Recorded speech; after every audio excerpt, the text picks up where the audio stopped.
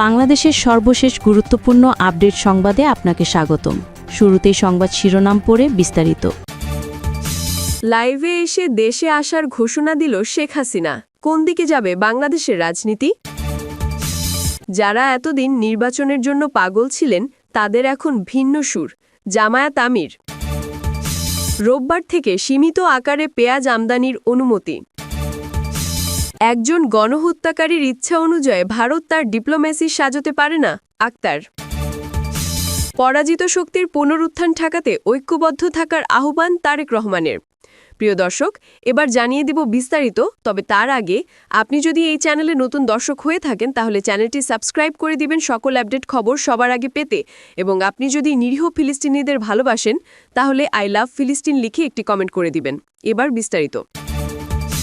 গণ অভ্যুত্থানে পালিয়ে যাওয়া স্বৈরশাসক শেখ হাসিনা হঠাৎ লাইভে এসে দেশে আসার ঘোষণা দিল।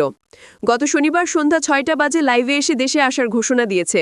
তিনি বলেছেন, আইন অনুযায়ী আমি এখনও দেশের প্রধানমন্ত্রী। জোর করে আমার ক্ষমতায় বসে আছে তাকে কিভাবে নামাতে হয় সেটা আমি খুব ভালো করে জানি। আমি দেশে আসছি, ইউনূসের শাসন শেষ হবে। তিনি আরও বলেন, আমি জানি আমার দেশে আসার কথা শুনেই ইউনূসের প্রশাসনের কাঁপুনি শুরু হয়ে গেছে।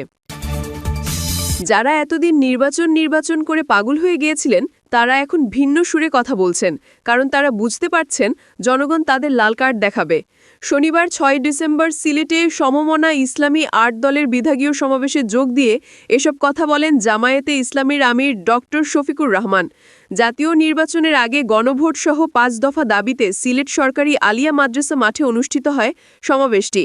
জামায়াত আমির বলেন, দেশবাসী আশা করেছিল অতীত অপকর্মের পরিণতি থেকে শিক্ষা নিয়ে রাজনীতিবিদরা নতুন করে রাজনীতি শুরু করবেন, কিন্তু আমরা দেখতে পাচ্ছি একদল সেই পুরাতন ধারায় পড়ে আছে।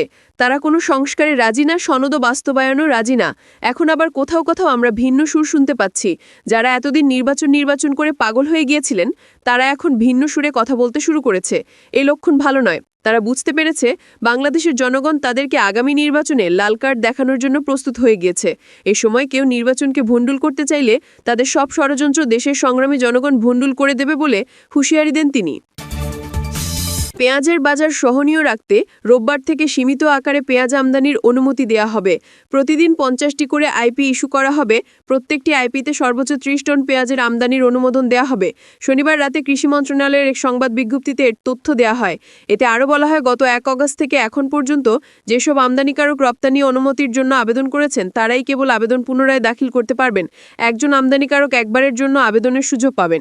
পেঁয়াজের বাজার সহনীয় রাখতে পুনরাদেশ না দেয়া পর্যন্ত এই কার্যক্রম অব্যাহত থাকবে বলেও জানিয়েছে কৃষি মন্ত্রণালয়। জাতীয় নাগরিক পার্টির এনসিপির আক্তার হোসেন বলেছেন, একজন মানবতা বিরোধী ও গণহত্যাকারীর ইচ্ছে অনুযায়ী ভারত তার ডিপ্লোমেসি সাজাতে পারে না। বাংলাদেশের সম্পর্ক রাখতে হলে শেখ হাসিনাকে দ্রুত ফেরত পাঠাতে হবে। শেখ হাসিনার ইচ্ছে অনুযায়ী তাকে ভারতে রাখা যাবে না। শনিবার বিশ্ব সাহিত্য কেন্দ্র মিলনায়তনে এনসিপি সমর্থিত ন্যাশনাল প্রফেশনালস অ্যালায়েন্সের আত্মপ্রকাশ অনুষ্ঠানে তিনি একথা বলেন। এই সময় আক্তার বলেন, শেখ হাসিনার মতো খুনিদের শাস্তির আওতায় না আনলে বাংলাদেশ অগ্রসর হবে না। ভারত একে সুযোগ হিসেবে দেখছে। তারা নির্বাচন সহ সব অপকর্মের সঙ্গে ছিল। এনসিপির এই নেতা বলেন, নির্বাচনের তফসিল ঘোষণা হয়নি, কিন্তু বিএনপি ও জামায়াত অস্ত্রে প্রদর্শন করছে, পিস্তল লুচিয়ে মহড়া করছে। তাদের পরিণতি হবে আওয়ামী লীগের মতো। সাজুয়া বাহিনী দিয়েও সেই সরকার টেকেনি, তাই যারা এই রাজনীতি করবে তাদেরও একই পরিণতি হবে।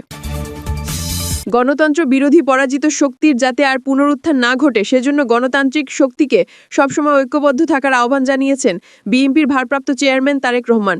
শুক্রবার ৩৫ অক্টোবর নিজের ভেরিফাইড ফেসবুক পোস্টে দেয়া এক পোস্টে তিনি এমনটা জানান।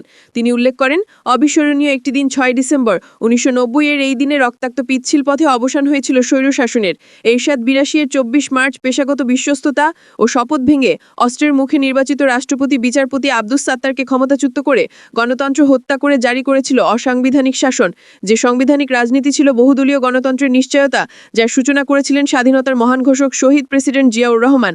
একনায়ক হোসেন মোহাম্মদ এরশাদ গণতান্ত্রিক প্রতিষ্ঠানগুলোকে ধ্বংসস্তূপে পরিণত করেন। তিনি লিখেন, নির্বাচনের তফসিল ঘোষণা হয়নি, কিন্তু বিএনপি ও জামায়াত অস্ত্র প্রদর্শন করছে, পিস্তল উঁচিয়ে মহড়া করছে। তাদের পরিণতি হবে আওয়ামী লীগের মতো।